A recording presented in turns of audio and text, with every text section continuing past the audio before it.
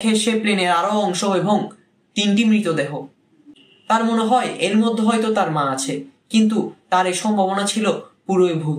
কিন্তু সে ভেঙে পড়ে না, সে আবার নদীর পথ ধরে হাঁটা শুরু করে। যখন 7 দিনের মাথায় আসলো, তার ক্ষতগুলো আরো খারাপ হতে শুরু করে, কিন্তু তার বাঁচার ইচ্ছা ছিল অটুট।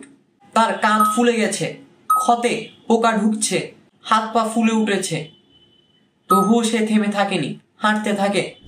সে এভাবেই তার 7 থেকে 9 দিন পার করলো। 10 দিনের মাথায় সে একটি নৌকা দেখতে পায়। ওই নৌকা ছিল 3 জন স্থানীয় কাঠুরে মানুষের, যারা আমাজনের গভীরে কাজ করত। তারা জুলিয়ানকে প্রথমে দেখে ভয় পেয়েছিল, কারণ তার শরীর ছিল রক্তাক্ত এবং কাদামাখা। কিন্তু জুলিয়ান তাদেরকে বোঝায় সে একটি প্লেন দুর্ঘটনার শিকার। লোকগুলো জুনিয়রের কথা শুনে অবাক হয়ে যায়।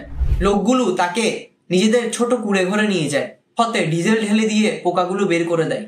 সেখানে জুলিয়ান তার রাতটা পার করে।